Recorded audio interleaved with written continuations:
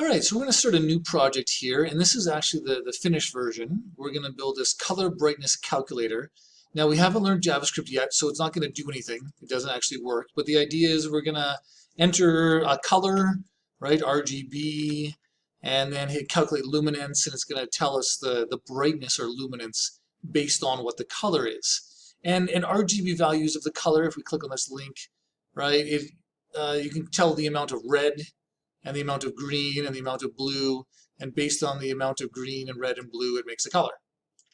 All right, and then for each color, like for instance this color, oh yeah, and the amount of red, 0 is no red and 255 is maximum red. And then when we calculate the brightness, we're going to use the same scale, 0 to 255. So 0 is black, right? If all of these things are 0, that's black, it's going to be dark, and 255 is like as bright as it can get, which would be like a full white. Okay, but anyway, that's for later. Once we learn JavaScript, we're going to get this to actually work and do its thing. Right now, we're just going to use HTML and CSS to make it look this way. All right, this is going to be my H1. This whole thing right here, the formula as well as the picture here, this is all one image. So there's an H1, an image. This is just a paragraph. Here's another paragraph. The new thing is these input elements. So I'll show you how to do input elements and also a button. And I'll show you how to style this button and do different hover effects and stuff. Okay, this is just an HR and then another, this is actually I think just another paragraph, but I made the text quite a bit bigger so that the answer would kind of stand out some more. Okay, so this is what we're going to build. We're going to learn HTML and CSS. Most of it should be pretty straightforward, but like I said, the input elements and the button are kind of new. All right, another thing that's new is we're going to look at a little bit of a different work environment here. We're still going to use Visual Studio Code, but what I'd like to do is, what we've been doing so far is in our File Explorer, right? I've got some extra things open here. Hold on a second. Well, whatever. In my File Explorer, if I go to my F drive and I got my CS10 folder, this is where we've put our project so far. And we're still going to do that. But what I also want to do is I want to store them on GitHub. Okay, now GitHub it's kind of like Google Drive for programmers.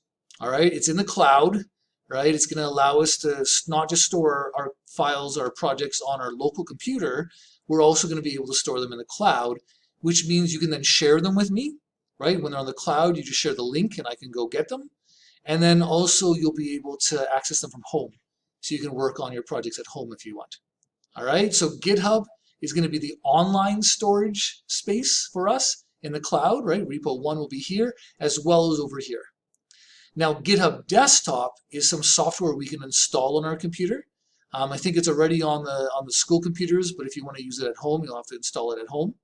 And GitHub Desktop is going to help us synchronize our work.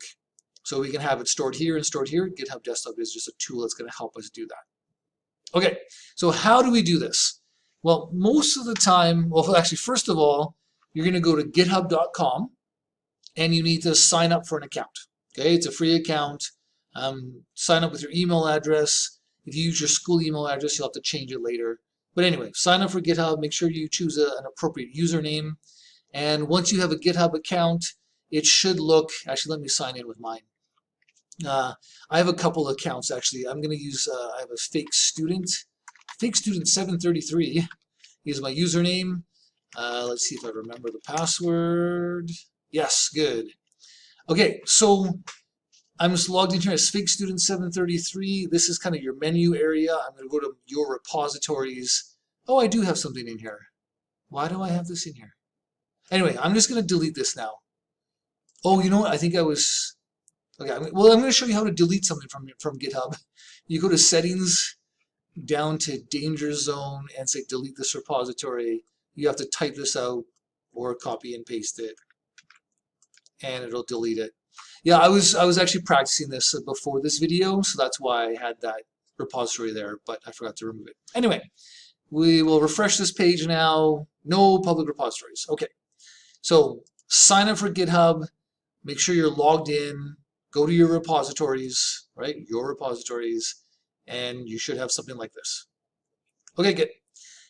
Then the next step is, if you're at school, just make sure you have GitHub Desktop, right? You should just be able to type GitHub Desktop, open it up, and it'll open it up like so. Okay, here's my window. If you're at home and you don't have this, you download and go through the install and just follow the instructions. You should be good. Okay. Once I open GitHub Desktop, I like to go to the File menu here into my options, and you want to just make sure that you're signed in, right? That it's GitHub Desktop is connected to the right GitHub account. Under integrations, it knows that Visual Studio Code is my editor that I like to use, and the command prompt is fine.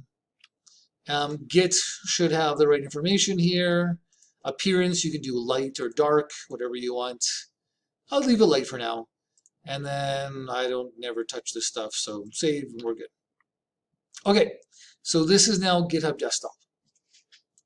Now, where do we start here? Okay, now that this is all set up, now I have a repository open already. Yours probably will be blank because you haven't done it yet. This is, anyway, I actually have a couple of different accounts, Kojo, Fake Student, oh, I have a Fake Student 7 and 7. Anyway, don't look at that. You just have your one account, that's fine. When you guys start a project from now on, we're usually going to have some start code so that we don't have to type everything out like the HTML, the CSS, all the basic stuff. We're going to have some start code. So what I need you guys to do, I'm just going to copy and paste here for a second.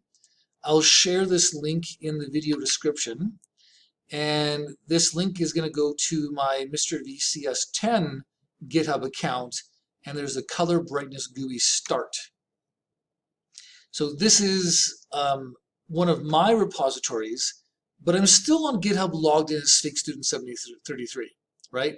This repository is a public template, so Fake Student, if I go to this URL, anyone can see this, right? Anyone can see this and look at the code and use it. It's public, all right?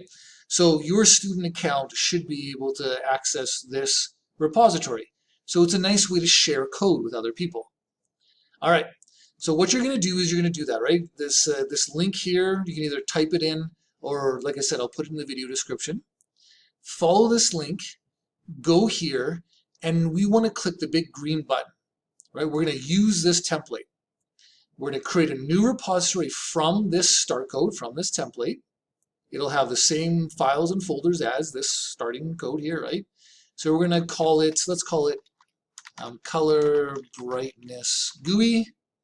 We can give it a description, right? This will be my my color brightness calculator, HTML and CSS code. Awesome.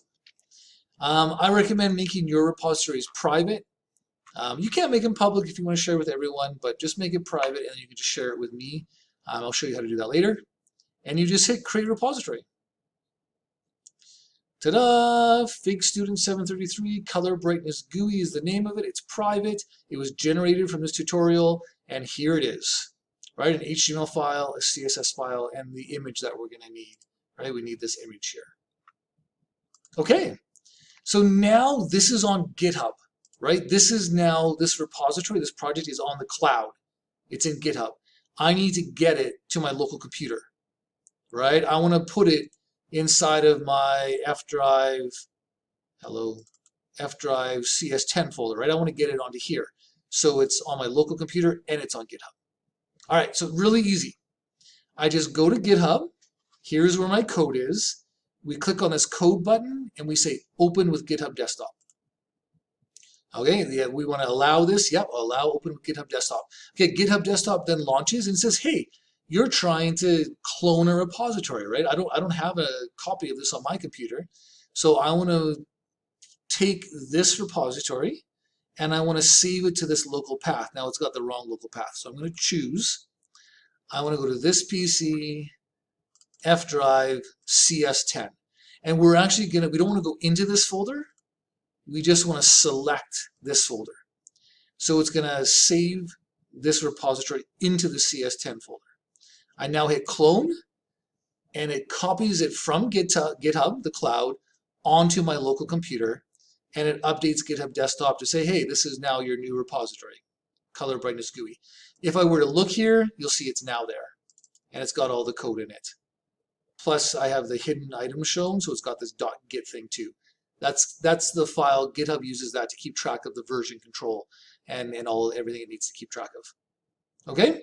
So, and I don't even need this. I don't need my file explorer. I can do everything from GitHub Desktop, right? I opened with GitHub Desktop. From here, it's now my current repository. I can actually say open in Visual Studio Code. And I've now got my index.html. Very, very basic, right? It just links to the style sheet, has a title and a heading. This image is here, right, that I need for my web page. This is my start code. If I hit go live now, it should open up. Yay, color brightness calculator, color brightness. We're good to go. Okay, so now I have a copy of my project on GitHub, and GitHub Desktop has made a copy of that onto my file explorer. And we'll see in the next video how, as I make changes on my local computer, GitHub Desktop allows me to easily update the code on GitHub as well, so they stay synchronized. But I will do that in the next video. That's enough right now. I'll share the links for GitHub and GitHub Desktop and for the start code, right? And that will be in the video description. And hopefully that went smoothly and everything made sense. And take care, and we'll see you in the next video.